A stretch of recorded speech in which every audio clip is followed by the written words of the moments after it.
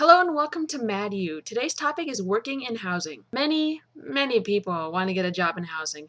They are probably the most competitive jobs on any campus. Here is some advice on how to get a leg up on your competition. Firstly, why housing? Obviously, the number one reason to have any job is because you enjoy it and you think you can make a difference in that position. I have enjoyed every second of working with RHA and I wouldn't change anything about it.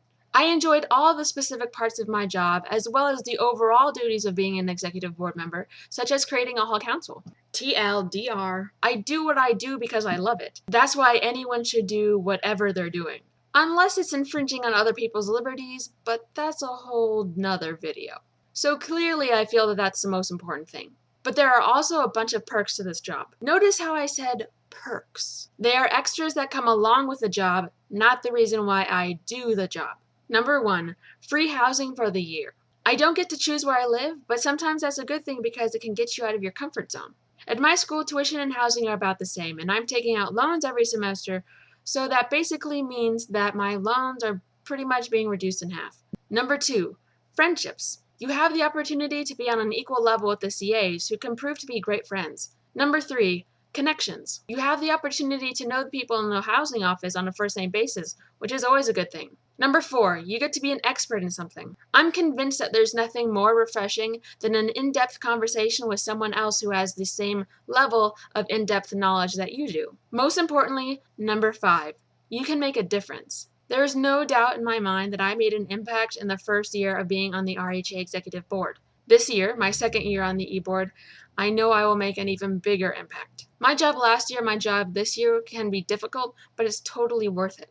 So now you have the why, now it's time for the okay, so how do I do that? Firstly, know it is extremely rare, if not totally impossible, to get a job as a CA in your freshman year. Whether you're trying to get a job with RHA or become a CA or an LLC, you need to start off with Hall Council. Use that first year of living on campus being super active and awesome in Hall Council. I would say about 99% of the CAs that I know got their start in Hall Council. You get to be involved in the community, which is a huge plus when someone is looking at applications for someone to be a CA or an LLC. Being involved with council is a straight shot into RHA. Just because you're in council doesn't mean that you're guaranteed a job on the RHA board, but it will give you an even better advantage than if you were trying to be a CA. Also, trying to get a job with RHA is going to be a lot less competitive than trying to get a job as a CA. The chance of getting an LLC position is probably between the two, but the GPA requirement for the LLC position is the highest out of all three.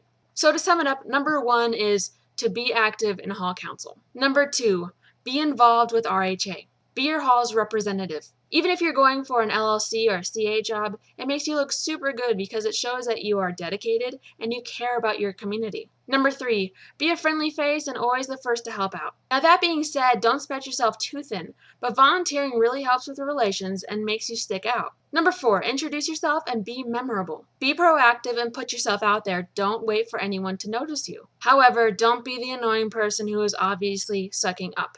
Be sincere. Number 5, make promises and keep them. This also shows that you're sincere and take things seriously. Number 6, know your CAs and RD.